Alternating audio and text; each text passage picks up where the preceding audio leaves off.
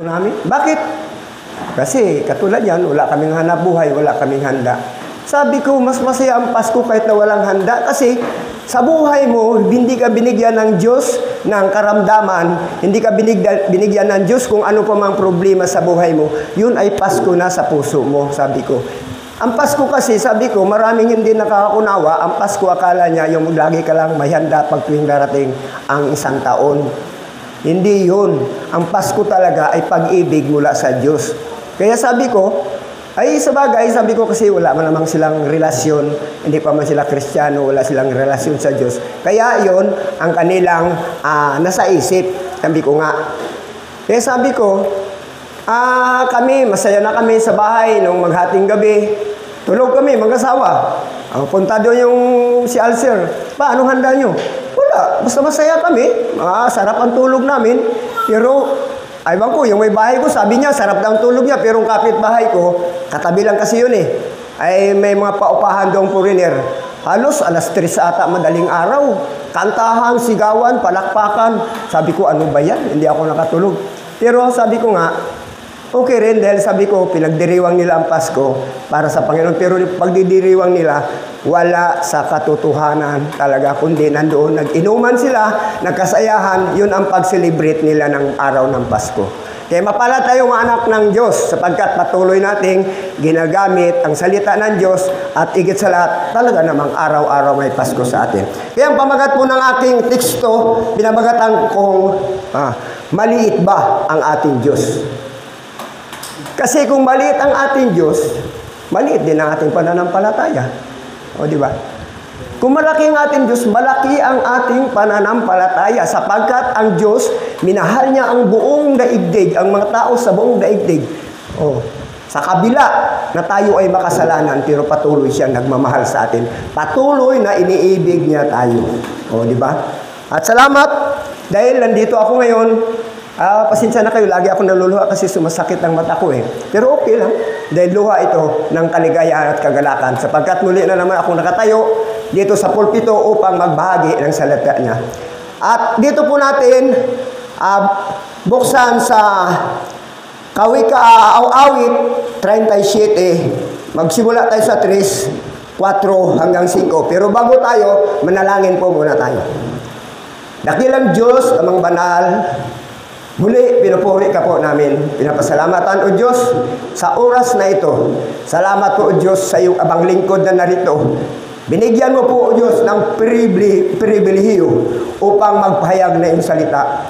Ang dalangin ko lamang, O Diyos, patuloy na linisin mo ang aking karumihan, ng aking puso, ng aking isip, upang, O Lord, maging karapat-dapat ako magbahagi na iyong salita sa mga anak mo na nandito upang makinig na iyong salita. Salamat, O Diyos, sa buhay ko na patuloy, O Diyos, na iyong pinagpala.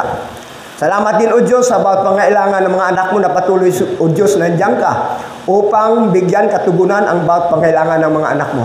Salamat din, O Diyos, sa mga hanap buhay na patuloy, O Diyos, pinagkaloob mo.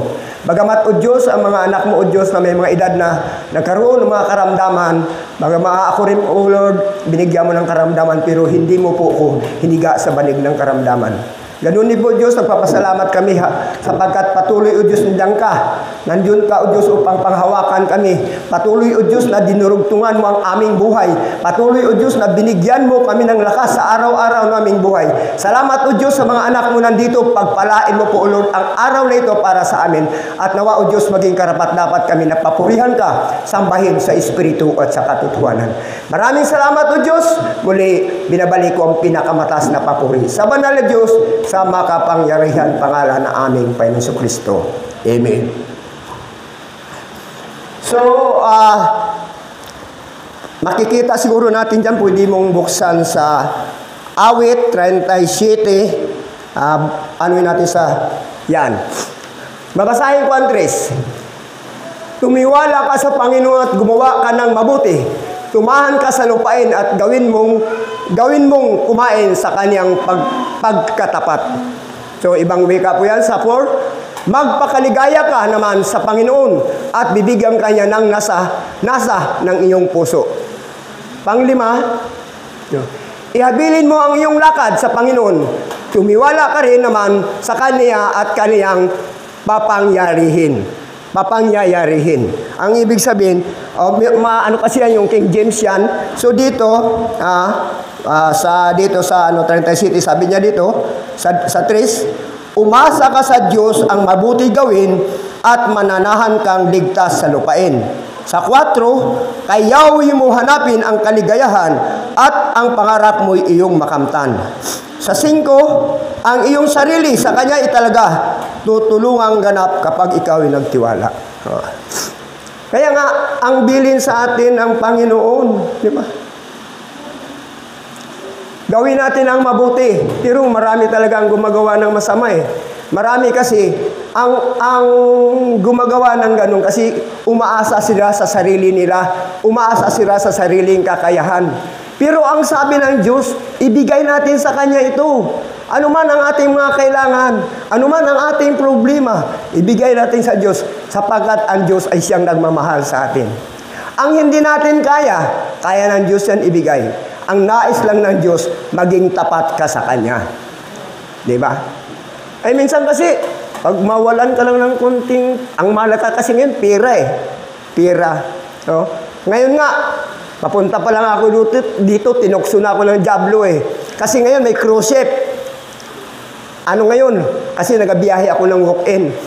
Malakas ang kita. Ngayon, ng isang araw, may cruise ship. Ang lakas ng kita. Kumikita sila ng kulang-kulang 3,000, wala pang isang araw. Oo. Kaya yun ang habol nila. Tapos sabi niya, magsimba ka. Sabi ko, higit na mahalaga ang salita ng Diyos kaysa dito mga bagay nandito sa libutan. Sabi ko, may ibibigay ang Diyos sa akin yan. May nakalaan ang Diyos sa akin yan. Kaya nga, sabi nila, nung isang araw, sabi niya, kaswerte mo naman. 3 biyahe lang ako, kumita ako ng 2,000. 1,000 lang ang kita ko sa biyahe kasi 3 biyahe. Ang bangka ko maliit. Ang karga noon, 2 tao lang. Pagkargahan mo ng 3, baka submarino na kasi maliit lang. Pero tuwan-tuwa ako sapagkat mayroon siyang hanap buhay na ibinigay sa akin. Kumita lang ako ng 1,000. Tapos, yung gift ko, sa tuwa niya siguro kasi nag-guide ko siya ng maganda. Tapos yun, tapos sabi niya sa akin, Tay, napakabuti mo at saka magalang ka. Binigyan ako ng tip ng 1,000. Sus, laki ng pasalamat ko. Sabi ko sa may bahay ko, andyan ang kaparte mo, yung 800 lang binigay ko. Sabi ko sa akin ng 1 kasi ipaparepair ko yung bangka ko, papalakihan ko ng konti. Pero sabi ko, kung ayon talaga sa kalooban mo, Panginoon, ibibigay mo sa akin. So sa awa ng Diyos, nakabili na akong plywood, epoxy pa ako, may pambayad na ako pagpaparepair. Kaya kay buti ng Panginoon, di ba? Oo.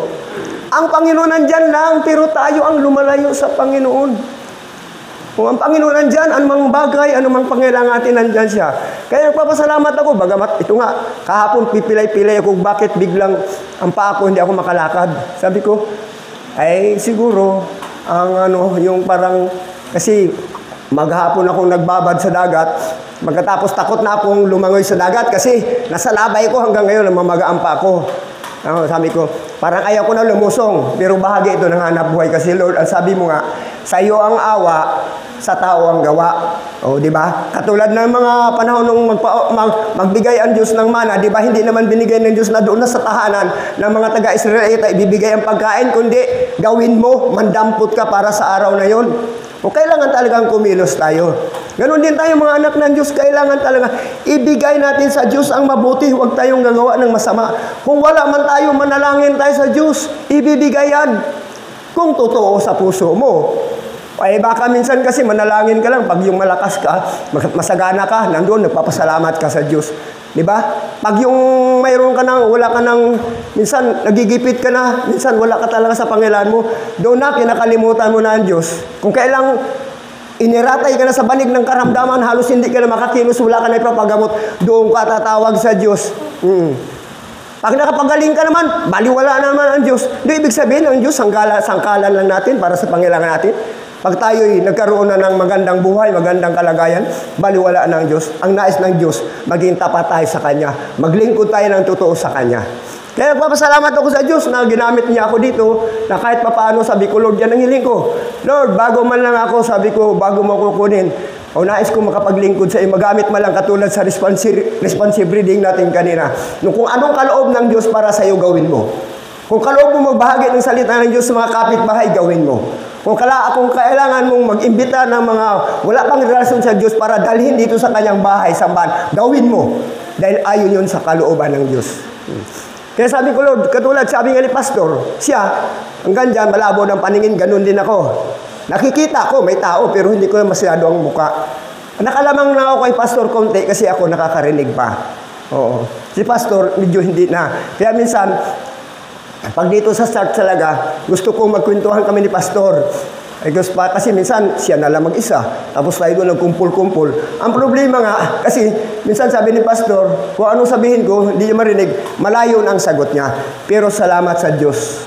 Sa kabila ng ganyan ng kanyang kalagayan, patuloy siyang ginagamit ng Panginoon. Patuloy siyang nagpapagamit sa Panginoon. Sana tayo ganun din. Dahil darating ang araw, sabi ko, si Pastor mawala, ako, ganun din. May mga kabataan tayo nandito. O, di ba? Yan mga kabataan, gagamitin ng Diyos yan kung nais nilang magpagamit. Di ba? Kaya kailangan talaga, na-uncharge natin dito, magpatuloy sa galas. Lalo na yung anak ko. Sabi ko nga, sana naman Lord, kailangan si Aris, doon talaga aktibo siya doon sa kabila. Aktibo, sabi ko sana Aris, magpatuloy ka na talagang yung katotohanan ng salita ng Diyos ay manatili sa puso mo. Kaya sabi ko, sabi nga ng mga pamangkin ko dyan, mabuti kahit papaano, sabi niya, kasi akong panganay sa mga magkakapatid, sa panganay na lalaki, ako kung pinakamatanda.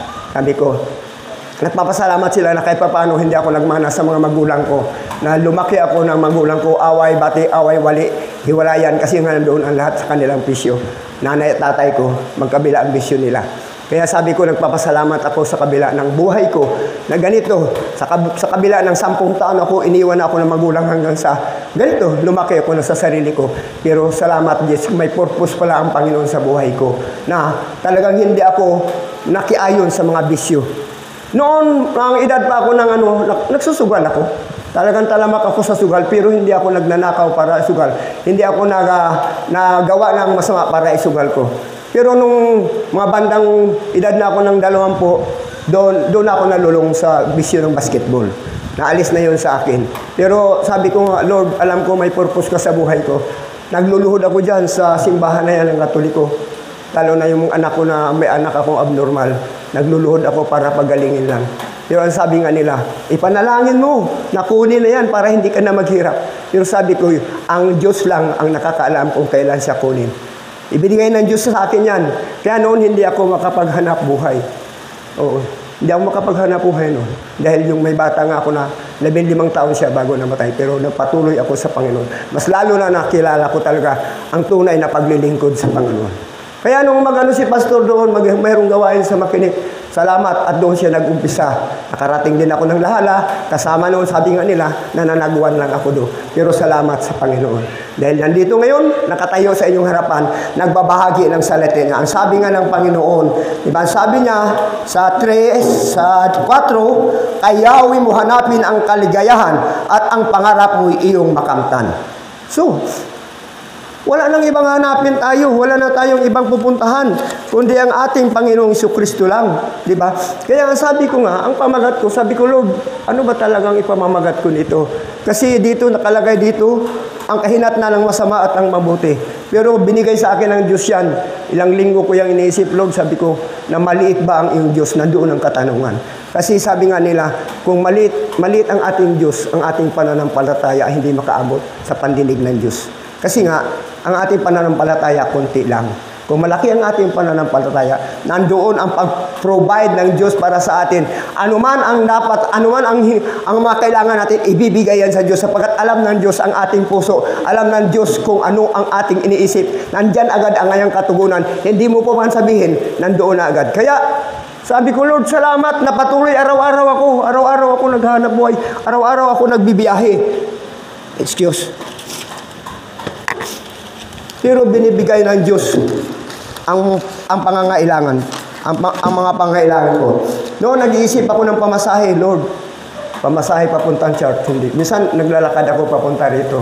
Pero ngayon, sabi ko, nagtitiwala ako sa iyo, Lord. Ng buong puso, nagtitiwala ako. Kaya sabi ko nga, kasi mga kasamahan ko, mga unbeliever. Sabi nga nila, sabi ni Bikong, Kwestiyo, pangunahan mo kaya, bago kayo mag-start ng magbiyahe, manalangin kayo. Sabi ko, una yan, pagbigyan ka. Pag pangalawa yan, ikaw na lang mag-isa doon mag-aabang.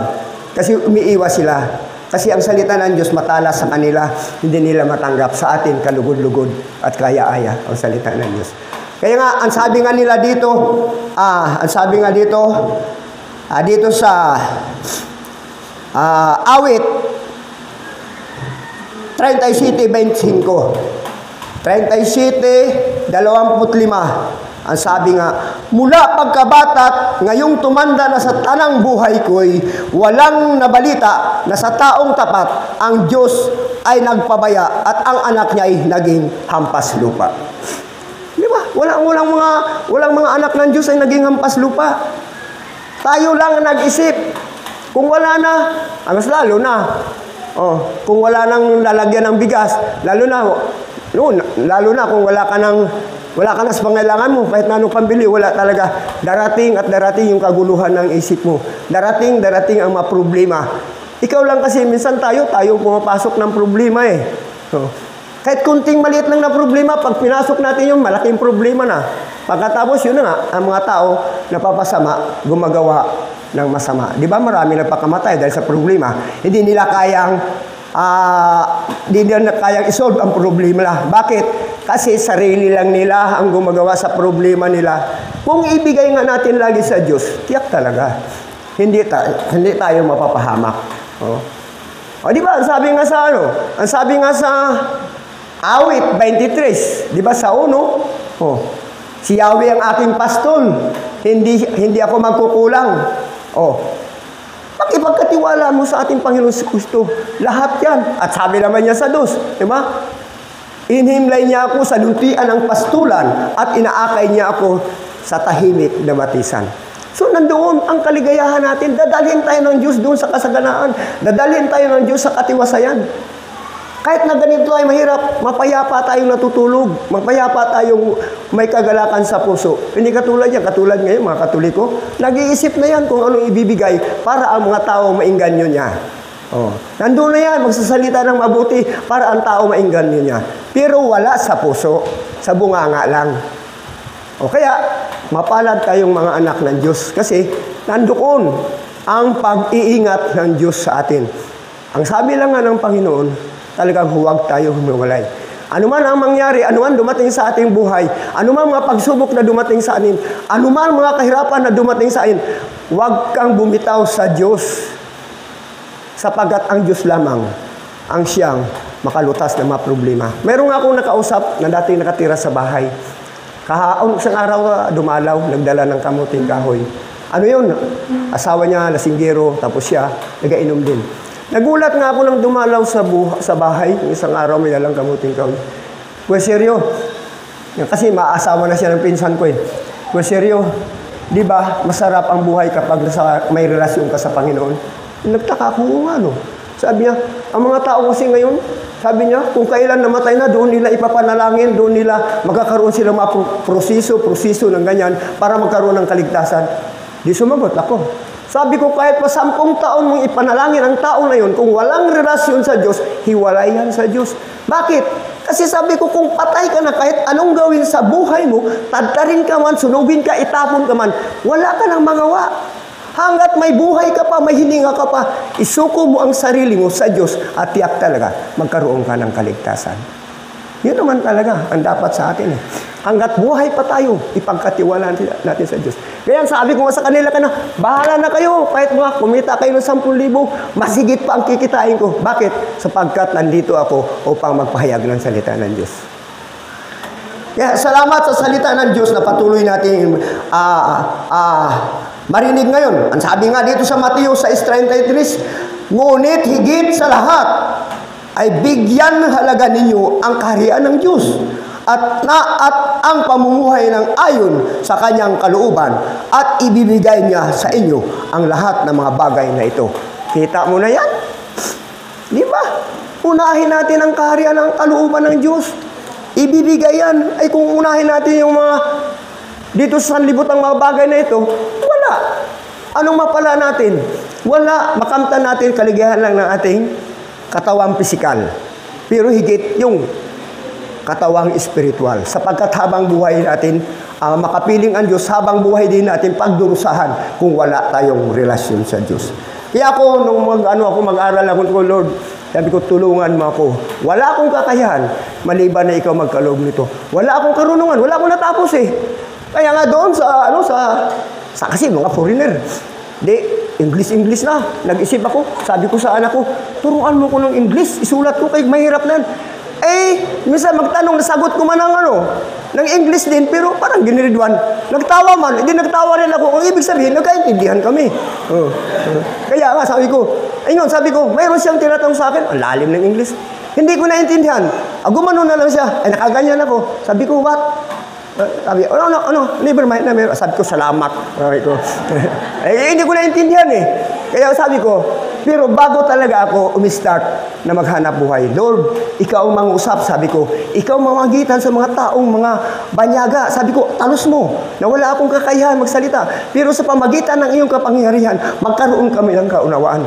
Yun ang lagi kong panalangin araw-araw. At higit sa lahat, ingatan mo kami. Ilayo mo kami sa anumang mga kapahamakan. Yan ang panalangin ko tuwing umaga bago ako mag-start. Kasi pag umaga, nagdidebosyon ako. Tuwing umaga, may binabasa akong Bible. Pagkatapos, sabi ko nga, Lord, sabi ko, ang buhay ko, pinagkatiwala ko na sa iyo. Sabi ko, ikaw na ang gagawa sa buhay ko sa pamagitan ng banal na espiritu na ipinagkaloob mo sa akin. Di ba? Sabi nga, tinanggap natin ang Diyos, ibinigay niya sa atin ang banal na espiritu na siyang mangusap, siyang manguna, siyang gagayad sa ating buhay. Yun. Siyang mag-iingat sa atin. So, kaya nga sabi nila, paswerte ni Consiglio, pag ganun-ganun lang, may tip. Sabi ko, ang naisip ko agad, ang Lord ang nagbigay nito. Wala akong kakayahan, maliban ang Diyos ang nagbigay sa akin. Kaya nagpapasalamat ako lagi kay Lord. Sabi ko, Lord, pero minsan nanaginip ako eh. Sabi ko, nanaginip ako na dito raw ako sa gitna ng pulpito. Ito raw church natin, napuno na raw yan hanggang doon. Ang dami raw tao. Sabi ko, ako ang nagbabahagi ng salita ng Diyos. Sabi ko, Lord, kay ganda ng panaginip. Pero sabi ko, siguro talagang may purpose ka sa buhay ko. Sabi ko, bago man lang ako mawala, kailangan mabigyan ko ng kaluguran ang iyong kalooban sa pamagitan ng iyong abang lingkod na nagsasalita sa gitna ng pulpitong ito. At sinabi rito sa awit 103:11, ang agwat ng lupa at langit, sukatin ay hindi kaya, gayon ang pag-ibig ng Diyos sa may takot sa Kanya. Kaya sukatin man, ang langit at ang lupa.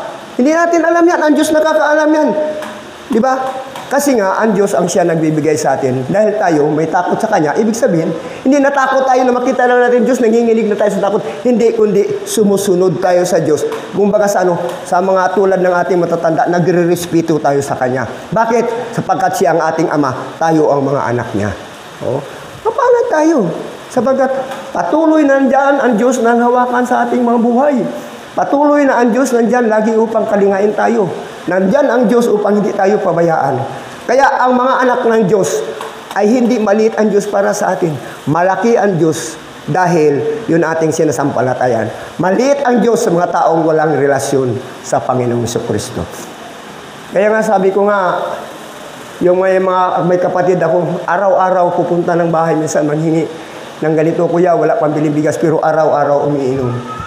Sabi nga na may bahay ko, wag mo nang bigyan kasi mamimihasa yan. Totoo talaga, pero naawa ako. Kasi nandoon, may buti kung walang anak. Hindi bali sa kanya, walang problema. Ay, mga anak. Minsan nga, gusto ko na ipanalangin na magkaroon ng sakit.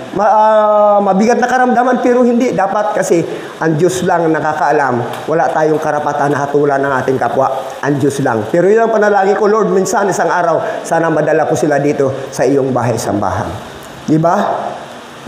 Dito sa panghuli, dito sa kay Job, sa buhay ni Job, sa kabila ng kanyang karamdaman, sa kabila ng kanyang mga naranasan sa buhay, namatay ang kanyang mga anak, nawala ang kanyang kabuhayan lahat. Pagkatapos nilait pa siya ng kanyang asawa. Na sabi nga dito, sinabi ng kanyang asawa, manatili ka pa bang matubid? Sumpain mo ang Diyos at nang mamatay ka na. So, isipin mo, siguro kung akong sabihan dyan ni Alding, ewan ko lang kung anong gagawin ko, kung anong sabihan ako na may bahay ko. Pero hindi ko gagawin na magpakamatay. Dahil ang Diyos ang nagbigay sa akin ng buhay, ang Diyos din ang kukuha sa aking buhay. Oh, anong sagot ni Job? Ang sagot ni Job, hindi mo naintindihan ang iyong sinasabi.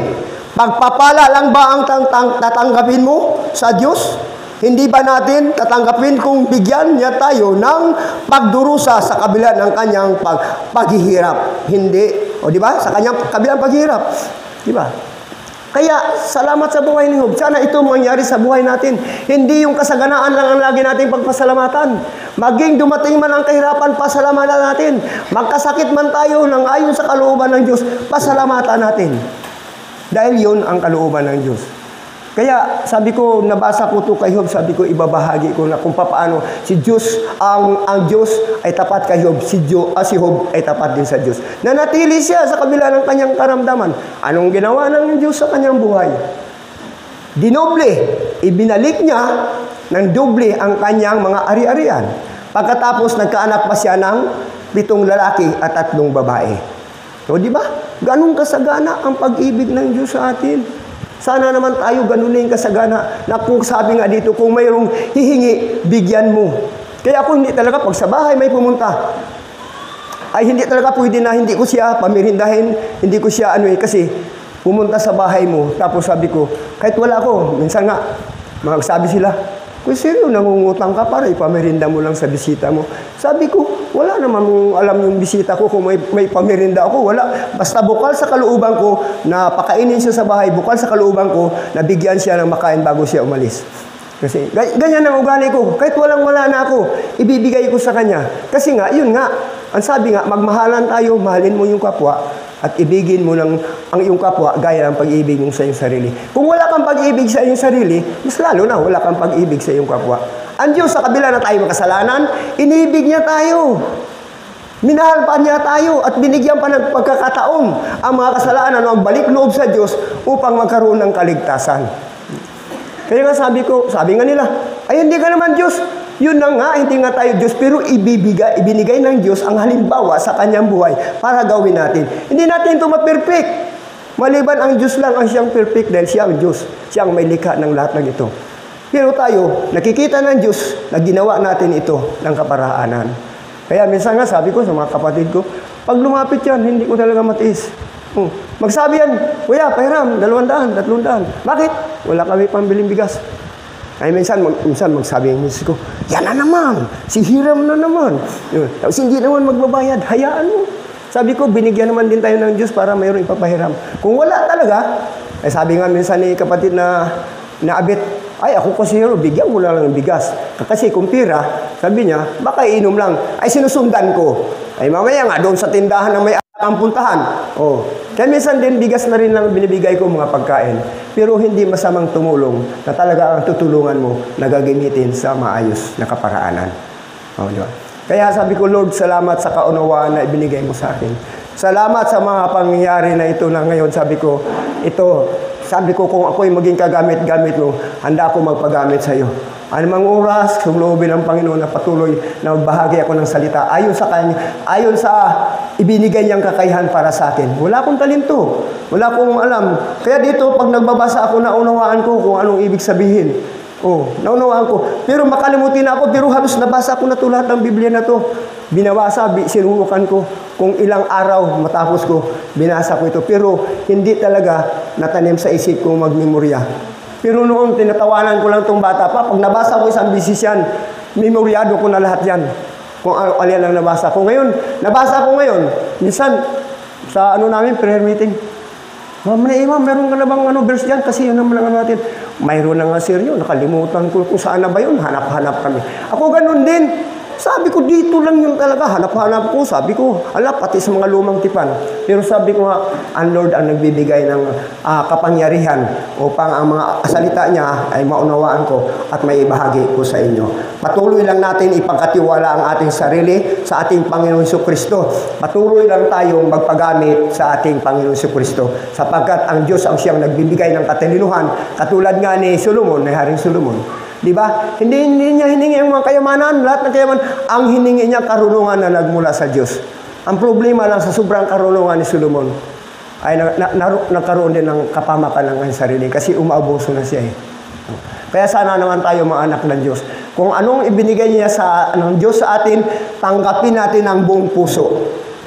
Kung ano man ang wala sa atin, tanggapin natin ang buong puso na mayroong pawasalamat sa Diyos. Patuloy natin na ipagkatiwala ang ating sarili. Patuloy natin na magagamit ang ating sarili, higit sa lahat na magbahagi ng salita ng Diyos. At nawa, O Diyos, nawa sa araw na ito na ang binigay sa akin ng Lord na mensahe na nagmula sa Kanya, at bagamat hindi man ako talagang mayroon sapat na karunungan, pero ang salita ng Diyos na binahagi dito, yun ang ating lalasapin sa araw na ito. Yun ang ating itanim sa isip na ang Panginoon nandyan lagi. Puro kabutihan ang ibinigay sa atin. Hindi yung ang tao nagigipit na, ang sabi nga nila sa patalin kumakapit. Sa ating mga anak ng Diyos, ipangkatiwala lang natin sa Diyos, sapagkat ang sabi ng Panginoon, nandyan sa lagi upang tayo ay Kanyang akayin sa mabuti. At doon tayo tatahak sa kabutihan sa landas ng Panginoon. Maraming salamat sa inyo at tayo'y manalangin. Amang banal, Diyos na makapangyarihan sa lahat. Salamat po, Diyos, sa abang lingkod niyo nandito ngayon. Sa gitna ng pulpito, salamat sa karunungan na ibinigay mo sa akin. Bagamat ito, Diyos, ay payak, pero alam ko po, Diyos, na ito'y mula sa iyong kalooban. Salamat sa mga anak mo pa, O Diyos, na gagamitin upang magbahagi ng salita sa gitna ng pulpitong ito. Salamat din, O Diyos, kung ako mayroon mang kakulangan sa pagbahagi ng salita, humingi ako ng kapatawaran. At salamat din sa oras na ito, kapayapaan, kagalakan, pag-ibig sa aming kapwa ang maghari sa amin sa buong maghapon nito. Maraming salamat po muli, magliwanag ka sa aming buhay at ang liwanag na yun ay manatili sa aming mga puso't isipan. Ibinabalik ko ang pinakamatas na papuri sa banal na Diyos sa makapangyarihang pangalan ng aming Panginoon Kristo. Amen.